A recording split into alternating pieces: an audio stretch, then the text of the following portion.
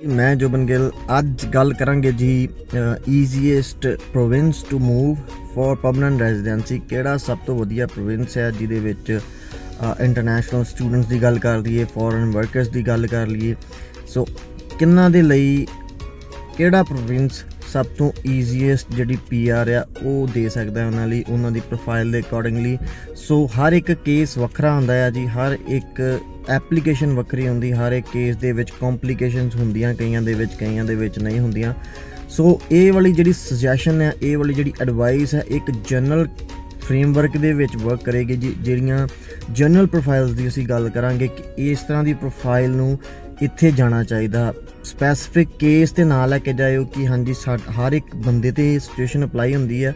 ਕਿਸੇ ਦਾ ਐਕਸਪੀਰੀਅੰਸ ਘੱਟ ਹੁੰਦਾ, ਕਿਸੇ ਦੀ ਲੈਂਗੁਏਜ ਪ੍ਰੋਫੀਸ਼ੀਐਂਸੀ ਘੱਟ ਹੁੰਦੀ ਹੈ, ਕਿਸੇ ਦੀ ਲੈਂਗੁਏਜ ਪ੍ਰੋਫੀਸ਼ੀਐਂਸੀ ਵੱਧ ਹੁੰਦੀ ਹੈ, ਕਿਸੇ ਦੀ ਲੈਂਗੁਏਜ ਪ੍ਰੋਫੀਸ਼ੀਐਂਸੀ ਦੇ ਵਿੱਚ ਮੀਡੀਅਮ ਲੈਵਲ ਹੁੰਦਾ ਹੈ, ਕਈਆਂ ਦੇ ਕੋਲ ਇੰਡੀਆ ਦਾ ਐਕਸਪੀਰੀਅੰਸ, ਫੋਰਨ ਐਕਸਪੀਰੀਅੰਸ ਹੁੰਦਾ ਹੈ, ਰਾਈਟ, ਕਿਸੇ ਕੋਲ ਨਹੀਂ ਹੁੰਦਾ। ਸੋ ਹਰ ਇੱਕ ਜਿਹੜਾ ਹੈਗਾ ਜੀ ਫੈਕਟਰ ਉਹ ਕਾਊਂਟ ਹੁੰਦਾ ਹੈ ਕਿ ਤੁਹਾਨੂੰ ਕਿਹੜਾ ਪ੍ਰੋਵਿੰਸ ਬੈਟਰ ਰਹੇਗਾ। ਲੇਕਿਨ ਅੱਜ ਦੀ ਡੇਟ ਦੇ ਵਿੱਚ ਜੇ ਗੱਲ ਕਰੀਏ ਜੀ, ਸਾਰੇ +2 ਸਟੂਡੈਂਟਸ ਦੇ ਲਈ ਮੇਜਰ ਲੈਵਲ 'ਤੇ ਜਿਨ੍ਹਾਂ ਕੋਲ ਕੋਈ ਐਕਸਪੀਰੀਅੰਸ ਨਹੀਂ ਹੈਗਾ, ਤਾਂ ਉਹ ਜਿਹੜਾ ਜੀ ਜੇ ਉਹਨਾਂ ਦੇ ਆਇਲਸ ਦੇ ਵਿੱਚੋਂ ਬਹੁਤ ਅੱਛੇ ਬੈਂਡ ਆ ਰਹੇ ਨੇ ਜਾਂ ਆ ਸਕਦੇ ਨੇ, ਤਾਂ ਉਹ ਕੰਸੀਡਰ ਕਰਨ ਕਿ ਉਹ ਐਕਸਪ੍ਰੈਸ ਐਂਟਰੀ ਦੇ ਵਿੱਚ ਆਪਣੀ ਫਾਈਲ ਲਗਾਉਣ with the support of LMIA after 1 year of experience। otherwise ਤੁਸੀਂ ਆਪਣਾ ਮੂਵ ਹੋਣ ਦਾ ਆਪਸ਼ਨ ਜਿਹੜਾ ਉਹ ਹਮੇਸ਼ਾ ਹੀ ਜਿਹੜਾ ਤੁਸੀਂ ਆਪਣੇ ਨਾਲ ਰੱਖਣਾ ਹੈ, ਕਿਉਂਕਿ ਮੂਵ ਹੋਣਾ ਕਿੱਥੇ ਮੂਵ ਹੋਣਾ ਆ, ਮੋਸਟਲੀ ਅਸੀਂ ਅਟਲਾਂਟਿਕ ਪ੍ਰੋਵਿੰਸਿਸ ਦੇ ਵਿੱਚ ਮੂਵ ਹੋਣਾ ਆ। ਜੇ ਤੁਹਾਨੂੰ ਕੋਈ ਇੰਪਲੋਇਰ ਤੁਹਾਡੀਆਂ ਸਪੈਸੀਫਿਕ ਸਕਿੱਲਸ ਦੇ ਕੇ, ਪੁਰਾਣੀਆਂ ਸਕਿੱਲਸ ਦੇ ਕੇ ਜਾਂ ਨਵੀਆਂ ਸਕਿੱਲਸ ਦੇ ਕੇ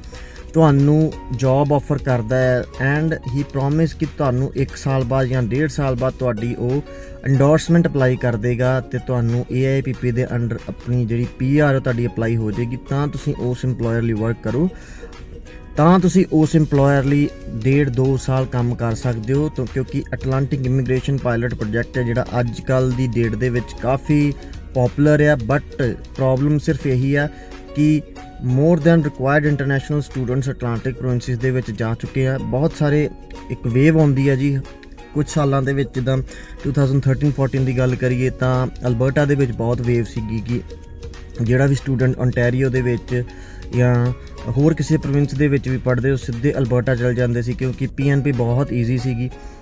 ਫਿਰ ਟ੍ਰੈਂਡ ਚੇਂਜ ਹੋਇਆ, ਓਨਟਾਰੀਓ ਨੇ ਬਹੁਤ ਸਾਰੀਆਂ PNPਆਂ 2017-18 ਦੇ ਵਿੱਚ ਦਿੱਤੀਆਂ, ਦੈਨ ਉਹ ਉਹਨਾਂ ਨੇ ਡਿਫਿਕਲਟ ਕਰ ਦਿੱਤਾ, ਪ੍ਰੋਸੈਸਿੰਗ ਟਾਈਮ ਜ਼ਿਆਦਾ ਹੋ ਗਿਆ। ਇਹ ਓਪਨ ਜਿਹੜੀ ਸਟਰੀਮ ਇੰਟਰਨੈਸ਼ਨਲ ਸਟੂਡੈਂਟਸ ਦੀ ਬਹੁਤ ਘੱਟ ਹੁੰਦੀ, ਫੋਰਨ ਵਰਕਰਸ ਦੀ ਸਟਰੀਮ ਬਹੁਤ ਘੱਟ ਓਪਨ ਹੁੰਦੀ ਆ।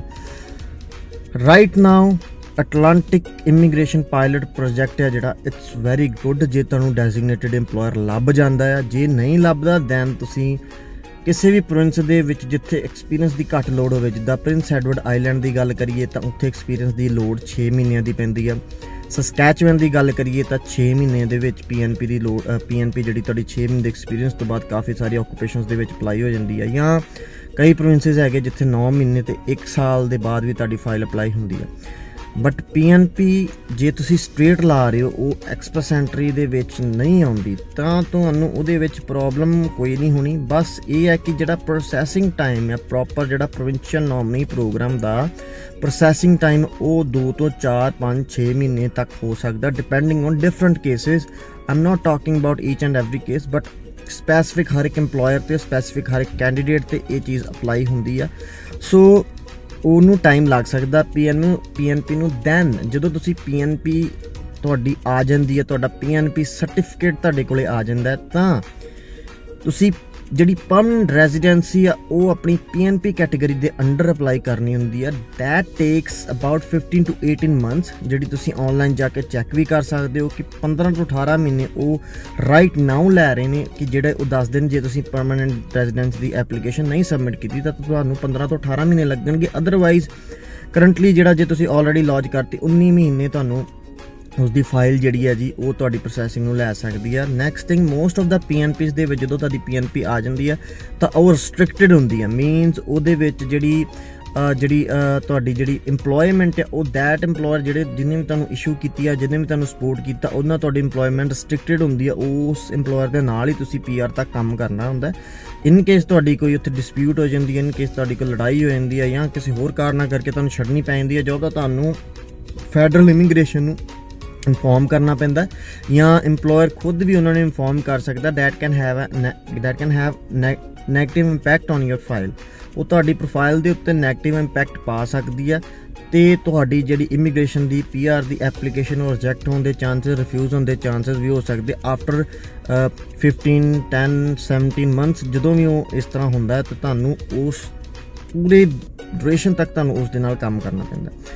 ਵੇਅਰਐਸ ਅਟਲਾਂਟਿਕ ਦੇ ਵਿੱਚ ਤੁਹਾਨੂੰ ਜਿਹੜਾ 1 ਸਾਲ ਦਾ ਐਕਸਪੀਰੀਅੰਸ ਚਾਹੀਦਾ, ਤੁਸੀਂ ਉਹਦੇ ਵਿੱਚ ਵੀ ਰਿਕਮੈਂਡੇਬਲ ਇਹ ਜਦੋਂ ਤੱਕ PR ਨਹੀਂ ਹੁੰਦੀ ਤੁਸੀਂ ਉਸ ਇੰਪਲੋਇਰ ਨਾਲ ਰਹੋ, ਉਸ ਇੰਪਲੋਇਰ ਲਈ ਚੰਗੀ ਤਰ੍ਹਾਂ ਕੰਮ ਕਰੋ ਤਾਂ ਕਿ ਤੁਹਾਡੀ ਪਰਮਨੈਂਟ ਰੈਜ਼ੀਡੈਂਸੀ ਦੇ ਵਿੱਚ ਕੋਈ ਮੁਸ਼ਕਿਲ ਨਾ ਆਵੇ। ਜੇ ਗੱਲ ਕਰੀਏ ਜੀ RNIP ਦੀ, ਯਾਨੀ ਕਿ ਰੂਰਲ ਐਂਡ ਨਰਦਰਨ ਇਮੀਗ੍ਰੇਸ਼ਨ ਪ੍ਰੋਜੈਕਟ, ਸੋ ਉਹਦੇ ਵਿੱਚ ਜਿਹੜਾ ਜੀ ਕੁਝ ਕੁ ਸਿਟੀਜ਼ ਜਿਹੜੀਆਂ ਇਮੀਗ੍ਰੇਸ਼ਨ ਕੈਨੇਡਾ ਨੇ ਦੱਸੀਆਂ ਹੋਈਆਂ ਨੇ ਕਿ ਇਹ ਵਾਲੀ ਸਿਟੀਜ਼, ਇਹ ਵਾਲੀ ਕਮਿਊਨਿਟੀਜ਼ ਦੇ ਵਿੱਚ ਜਾ ਕੇ ਤੁਸੀਂ ਐਕਸਪੀਰੀਅੰਸ ਬਣਵਾ ਕੇ ਤੁਸੀਂ ਜਿਹੜਾ ਜੀ ਆਪਣਾ RNIP ਪ੍ਰੋਗਰਾਮ ਦੇ ਵਿੱਚ ਆਪਣੀ ਐਪਲੀਕੇਸ਼ਨ ਜਿਹੜੀ ਉਹ ਲਗਾ ਸਕਦੇ ਹੋ। ਉਸ ਦੇ ਵਿੱਚ ਵੀ ਪਰਮਨੈਂਟ ਰੈਜ਼ੀਡੈਂਸੀ ਆਉਣ ਦੇ ਚਾਂਸਸ ਕਾਫੀ ਨੇ ਜੇ ਤੁਹਾਡੇ ਕੋਲੇ ਸਾਰੇ ਡਾਕੂਮੈਂਟਸ ਓਕੇ ਨੇ, ਤੁਹਾਡਾ ਐਕਸਪੀਰੀਅੰਸ ਓਕੇ ਆ। ਤੁਸੀਂ ਤੁਸੀਂ ਇੰਟੈਂਸ਼ਨ ਆਪਣੀ ਪ੍ਰੋਵਾਈਡ ਕਰਨੀ। ਇੰਟੈਂਸ਼ਨ ਦਾ ਮਤਲਬ ਕਿ ਤੁਸੀਂ ਉਹ ਪਰਟੀਕੂਲਰ ਕਮਿਊਨਿਟੀ ਨੂੰ ਕੀ ਤੁਹਾਡਾ ਆਉਣ ਵਾਲੇ ਦਿਨਾਂ ਦੇ ਵਿੱਚ, ਆਉਣ ਵਾਲੇ ਈਅਰਸ ਦੇ ਵਿੱਚ ਤੁਹਾਡਾ ਕੀ ਪਲਾਨ ਹੈ। ਸੋ RNP ਦੀ ਐਪਲੀਕੇਸ਼ਨ ਦੇ ਨਾਲ ਤੁਹਾਨੂੰ ਇੱਕ ਜਿਹੜਾ ਉਹ 'ਚ ਮੇਜਰ ਕਾਰਨ ਸਿਰਫ ਇਹੀ ਬਣਦਾ ਕਿ ਇੰਟੈਂਸ਼ਨ ਤੁਹਾਨੂੰ ਪ੍ਰੂਵ ਨਹੀਂ ਕਰਨੀ ਆਉਂਦੀ। ਕਈ ਵਾਰੀ ਅਸੀਂ ਖੁਦ ਫਾਈਲ ਲਗਾਉਂਦੇ ਹਾਂ ਤਾਂ ਅਸੀਂ ਸਿਰਫ ਜਿਹੜੀ ਚੈੱਕਲਿਸਟ ਦੇਖ ਕੇ ਉਹਦੇ ਅਕੋਰਡਿੰਗਲੀ ਫਾਈਲ ਲਗਾ ਦਿੰਦੇ ਹਾਂ। Checklist is okay, but along with that ਹਰ ਇੱਕ ਐਪਲੀਕੇਸ਼ਨ ਨਾਲ ਸਬਮਿਸ਼ਨ ਲੈਟਰਸ, ਇੰਟੈਂਸ਼ਨ ਵਧੀਆ ਪ੍ਰੂਵ ਕਰਨ ਲਈ ਤੁਹਾਨੂੰ ਡਾਕੂਮੈਂਟਸ ਜਿਹੜੇ ਬਹੁਤ ਵਧੀਆ ਤਰੀਕੇ ਨਾਲ ਲਾਉਣੇ ਪੈਣਗੇ। ਆਪਣੀ ਇੰਟੈਂਸ਼ਨ, ਆਪਣੇ ਐਡਰੈਸਿਸ ਅਪਡੇਟ ਰੱਖੋ, ਆਪਣਾ ਹਰ ਇੱਕ ਜਿਹੜੀ ਟ੍ਰਾਂਜੈਕਸ਼ਨ ਆ ਉਹ ਤੁਹਾਡੀ ਉਹ ਤੁਸੀਂ ਪ੍ਰੂਵ ਕਰਨੀ ਹੁੰਦੀ ਹੈ। ਉਹ ਤੁਹਾਨੂੰ ਸੇਮ ਜਿਹੜੀ ਆਪਣਾ ਸਿਟੀ ਦੀ ਵਿੱਚ ਹੈਗੇ ਆ ਉਹ ਤੁਸੀਂ ਦੱਸੋ। ਹੋਰ ਜਿਹੜੇ ਵੀ ਤਰੀਕੇ ਨਾਲ ਤੁਸੀਂ ਇੰਟੈਂਸ਼ਨ ਆਪਣੀ ਪ੍ਰੂਵ ਕਰ ਸਕਦੇ ਕਿ ਮੈਂ ਇਸ ਕਮਿਊਨਿਟੀ ਨੂੰ ਅਪਣਾਉਣਾ ਚਾਹੁੰਦਾ, ਮੈਂ ਇਸ ਕਮਿਊਨਿਟੀ ਦੇ ਵਿੱਚ ਰਹਿਣਾ ਚਾਹੁੰਦਾ, ਉਹ ਉਹਨਾਂ ਨੂੰ ਜ਼ਰੂਰ ਦੱਸੋ। ਉਹ ਬਹੁਤ ਪੋਜ਼ੀਟਿਵ ਇੰਪੈਕਟ ਪਾਉਂਦੀ ਹੈ। ਵੇਅਰਐਜ਼ ਜਿੱਥੇ ontario ਦੀ ਗੱਲ ਕਰ ਲਈਏ, BC ਦੀ ਗੱਲ ਕਰ ਲਈਏ ਜਾਂ ਕਿਸੇ ਹੋਰ ਪ੍ਰੋਵਿੰਸ ਦੀ ਗੱਲ ਕਰ ਲਈਏ, ਉਹਦੇ ਵਿੱਚ ਇੰਟੈਂਸ਼ਨ ਟੂ ਰਿਜ਼ਾਈਡ ਤੁਹਾਨੂੰ ਪ੍ਰੂਵ ਕਰਨੀ ਆਉਣੀ ਚਾਹੀਦੀ ਆ ਤਾਂ ਕਿ ਇੰਟੈਂਸ਼ਨ ਜਿਹੜਾ ਉਹ ਸਭ ਤੋਂ ਮੇਨ ਪੁਆਇੰਟ ਹੁੰਦਾ ਜਿਹੜਾ ਇੱਕ PNP ਆਫਿਸਰ ਦੇਖਦਾ, ਉਹਦੇ ਬਿਹਾਫ 'ਤੇ ਤੁਹਾਨੂੰ PNP ਇਸ਼ੂ ਹੁੰਦੀ ਆ, ਉਸ ਬਿਹਾਫ 'ਤੇ ਹੀ ਸਾਰਾ ਕੁਝ ਤੁਹਾਡਾ ਡਿਸਾਈਡ ਹੋਣਾ ਹੁੰਦਾ। ਸੋ PNP ਦੇ ਵਿੱਚ intention to reside in that particular province, you have to prove it very nicely and in a very good way ਤਾਂ ਕਿ ਤੁਹਾਨੂੰ ਜਿਹੜੀ ਆ ਜੀ ਐਪਲੀਕੇਸ਼ਨ ਦੇ ਵਿੱਚ ਕੋਈ ਮੁਸ਼ਕਿਲ ਨਾ ਆਵੇ। ਇੰਟੈਂਸ਼ਨ ਦੀ ਵਜ੍ਹਾ ਨਾਲ ਤੁਹਾਡਾ ਜਿਹੜਾ ਜੀ ਉਹ ਕੋਈ ਕੁਐਸਚਨ ਨਾ ਉੱਠੇ ਇਮੀਗ੍ਰੇਸ਼ਨ ਆਫਿਸਰ ਵੱਲੋਂ। ਸੋ ਇਸ ਚੀਜ਼ ਦਾ ਤੁਸੀਂ ਬਿਲਕੁਲ ਧਿਆਨ ਰੱਖਣਾ। ਸੋ ਆਈ ਹੋਪ ਇਹ ਵੀਡੀਓ ਤੁਹਾਨੂੰ ਪਸੰਦ ਆਈ ਹੋਏਗੀ। ਤੁਸੀਂ ਇਸ ਵੀਡੀਓ ਨੂੰ ਸ਼ੇਅਰ ਕਰੋ ਤਾਂ ਕਿ ਜਿਹੜੇ ਵੀ ਤੁਹਾਡੇ ਮਨ ਦੇ ਵਿੱਚ ਕੁਐਸਚਨਸ ਆ ਕਿ ਮੇਰੇ ਲਈ ਕਿਹੜੀ ਪਰਟੀਕੂਲਰ ਪ੍ਰੋਵਿੰਸ ਵਧੀਆ ਰਹੇਗੀ ਮੂਵ ਹੋਣ ਲਈ, ਉਹ ਤੁਹਾਨੂੰ ਪਤਾ ਲੱਗ ਸਕੇ। ਥੋੜ੍ਹੀ ਜਿਹੀ ਜਾਣਕਾਰੀ ਬੈਚਲਰ ਹੋਲਡਰਸ ਵਾਸਤੇ ਵੀ। ਬੈਚਲਰ ਹੋਲਡਰਸ ਲਈ ਅੱਜ ਕੱਲ੍ਹ ਦੀ ਡੇਟ ਦੇ ਵਿੱਚ ਜਿਹੜੇ ਡਰਾਅ ਆ ਰਹੇ ਨੇ CEC ਕੈਨੇਡੀਅਨ ਐਕਸਪੀਰੀਅੰਸ ਕਲਾਸ ਦੀ ਗੱਲ ਕਰੀਏ ਤਾਂ ਲਾਸਟ ਡਰਾਅ ਜਿਹੜਾ ਸੀਗਾ ਜੀ ਉਹ ਫੈਡਰਲ ਸਕਿੱਲ ਵਰਕਰ ਦਾ 475 ਦਾ ਸੀ, ਕੈਨੇਡੀਅਨ ਐਕਸਪੀਰੀਅੰਸ ਕਲਾਸ ਦਾ 454 ਦਾ ਡਰਾਅ ਸੀਗਾ। ਨੈਕਸਟ ਕਮਿੰਗ ਡੇਜ਼ ਦੇ ਵਿੱਚ ਜਦੋਂ ਵੀ ਡਰਾਅ ਆਏਗਾ ਤਾਂ ਪਤਾ ਲੱਗੇਗਾ ਕਿ ਕਿੰਨੇ ਸਕੋਰਸ ਉਹ ਇਮੀਗ੍ਰੇਸ਼ਨ ਦੇ ਕੱਟ ਆਫ ਦਾ ਹੁੰਦਾ ਆ ਜੀ। ਸੋ ਬੈਚਲਰ ਹੋਲਡਰਸ ਵਾਸਤੇ ਬੈਸਟ ਐਡਵਾਈਸ ਹੈ ਕਿ ਜੇ ਉਹ ਸਕੋਰਸ ਵਧੀਆ 7 ਓਵਰਆਲ ਬੈਂਡ ਲੈ ਸਕਦੇ ਆ ਜਾਂ ਐਕਸਪੀਰੀਅੰਸ ਪੁਰਾਣਾ ਹੈਗਾ ਤਾਂ ਉਹਨਾਂ ਦੇ ਘੱਟ ਬੈਂਡ ਵੀ ਥੋੜ੍ਹੇ ਜਿਹੇ ਚੱਲ ਸਕਦੇ ਆ ਤਾਂ ਉਹ ਸਿੱਧਾ ਐਕਸਪ੍ਰੈਸ ਐਂਟਰੀ ਦੇ ਵਿੱਚ ਫਾਈਲ ਲਗਾਉਣ। ਉਹਦੇ ਵਿੱਚ ਤੁਹਾਨੂੰ ਕੋਈ ਰਿਸਟ੍ਰਿਕਸ਼ਨ ਨਹੀਂ ਹੁੰਦੀ। ਤੁਹਾਡਾ 1 ਸਾਲ ਦਾ ਐਕਸਪੀਰੀਅੰਸ ਪੂਰਾ ਹੋ ਗਿਆ, ਤੁਹਾਡੇ ਪੁਆਇੰਟਸ ਪੂਰੇ ਹੋ ਰਹੇ ਆ, ਤੁਹਾਨੂੰ ਲੱਗਦਾ ਕਿ ਤੁਹਾਡਾ ਇਨਵੀਟੇਸ਼ਨ ਆ ਜਾਏਗਾ, ਤਾਂ ਜੇ ਤੁਸੀਂ ਆਪਣੀ ਜੋਬ ਨਹੀਂ ਕਰਨਾ ਚਾਹੁੰਦੇ ਤਾਂ ਤੁਹਾਨੂੰ ਉੱਥੇ ਰਿਸਟ੍ਰਿਕਟਡ ਰਹਿਣ ਦੀ ਲੋੜ ਨਹੀਂ ਹੁੰਦੀ। 1 ਸਾਲ ਦਾ ਐਕਸਪੀਰੀਅੰਸ ਚਾਹੀਦਾ NOC 0AB ਦੇ ਵਿੱਚ। ਆਇਲਸ ਦੇ ਵਿੱਚ ਵਧੀਆ ਬੈਂਡ ਚਾਹੀਦੇ। ਵੈਸਟ ਤੁਸੀਂ ਕਰਵਾਉਣੀ ਹੈ ਜ਼ਰੂਰ। ਵੈਸਟ ਤੋਂ ਬਾਅਦ ਜਿਹੜਾ ਹੈਗਾ ਜੀ ਤੁਸੀਂ ਆਪਣੀ ਜਿਹੜੀ application express entry profile create ਕਰੋ। ਜਦੋਂ ITI ਆ ਜਾਂਦਾ ਵਿਦਿਨ 90 ਡੇਜ਼ ਤੁਸੀਂ ਆਪਣੀ ਐਪਲੀਕੇਸ਼ਨ ਸਬਮਿਟ ਕਰਨੀ ਹੁੰਦੀ ਹੈ ਜੀ। ਸੋ ਉਹਦੇ ਵਿੱਚ ਵਿਦਿਨ 6 ਮੰਥਸ 99.9% ਕੇਸਿਸ ਦੇ ਵਿੱਚ 6 ਮਹੀਨਿਆਂ ਦੇ ਵਿੱਚ ਜਿਹੜੀ ਫਾਈਲ ਉਹ ਨਿਕਲ ਜਾਂਦੀ ਹੈ। So it is the fastest immigration process. ਇਸ ਵਾਲੀ ਕੈਟੇਗਰੀ ਐਕਸਪ੍ਰੈਸ ਸੈਂਟਰ ਦੀ ਸਭ ਤੋਂ ਫਾਸਟੈਸਟ ਜਿਹੜੀ ਹੈ ਜੀ ਉਹ ਇਮੀਗ੍ਰੇਸ਼ਨ ਦੀ ਜਿਹੜੀ ਪ੍ਰੋਸੈਸਿੰਗ ਤੁਹਾਡੀ ਕਰਦੀ ਹੈ।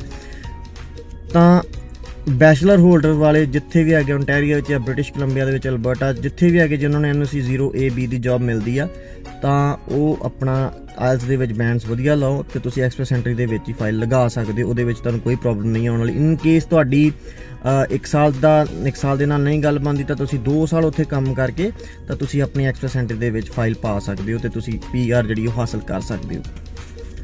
ਜੇ ਤੁਹਾਡੇ ਕੋਲ ਮਾਸਟਰਸ ਆ, ਜੇ ਤੁਹਾਡੀ ਕੁਆਲੀਫਿਕੇਸ਼ਨ ਅੱਛੀ ਹੈ, ਤੁਹਾਡੇ ਕੋਲ ਐਕਸਪੀਰੀਅੰਸ ਹੈਗਾ ਆ ਤਾਂ ਤੁਸੀਂ ਐਕਸਪ੍ਰੈਸ ਐਂਟਰੀ ਦੇ ਵਿੱਚ ਹੀ ਫਾਈਲ ਲਗਾਓ। ਕੋਈ ਹੋਰ ਆਪਸ਼ਨ ਨਾ ਦੇਖੋ, ਕਿਉਂਕਿ ਹੋਰ ਆਪਸ਼ਨਸ ਦੇ ਵਿੱਚ ਥੋੜ੍ਹੀਆਂ ਰਿਕੁਆਇਰਮੈਂਟ ਜ਼ਿਆਦੀਆਂ ਵੱਧ ਜਾਂਦੀਆਂ। ਇਹਦੇ ਵਿੱਚ ਰਿਕੁਆਇਰਮੈਂਟ ਜ਼ਿਆਦੀਆਂ ਨਹੀਂ ਹੈਗੀਆਂ, ਸਿੱਧਾ ਪ੍ਰੋਸੈਸ ਹੈ ਜੀ। ਤੇ ਜਿਹੜੀ ਪਰਮਨੈਂਟ ਰੈਜ਼ੀਡੈਂਸੀ ਦੀ ਜਿਹੜੀ ਤੁਹਾਡੀ ਐਪਲੀਕੇਸ਼ਨ ਉਹ ਵੀ 6 ਮਹੀਨਿਆਂ ਦੇ ਵਿੱਚ ਹੀ ਸਾਰੀ ਨਿਕਲ ਜਾਂਦੀ ਹੈ ਤੇ ਉਹ ਤੁਹਾਨੂੰ PR ਜਿਹੜੀ 6 ਮਹੀਨਿਆਂ ਦੇ ਵਿੱਚ ਆ ਜਾਂਦੀ ਹੈ ਤੁਹਾਡੀ। ਸੋ ਇਹ ਵਾਲਾ ਪ੍ਰੋਸੈਸ ਬੈਸਟ ਹੈ ਜੇ ਤੁਹਾਡੀ ਕੁਆਲੀਫਿਕੇਸ਼ਨ ਅੱਛੀ ਹੈ, ਜੇ ਤੁਹਾਡੇ ਕੋਲ ਐਕਸਪੀਰੀਅੰਸ ਹੈਗਾ, ਜੇ ਤੁਹਾਡੇ ਕੋਲ ਆਇਲਸ ਵਧੀਆ ਤਾਂ ਤੁਸੀਂ ਐਕਸਪ੍ਰੈਸ ਐਂਟਰੀ ਦੇ ਥਰੂ ਹੀ ਆਪਣੀ ਫਾਈਲ ਜਿਹੜੀ ਆ ਉਹ PR ਦੀ ਸਬਮਿਟ ਕਰੋ। ਥੈਂਕ ਯੂ ਸੋ ਮਚ ਜੀ। Have a nice day and share this video so that it can help somebody. Thank you so much.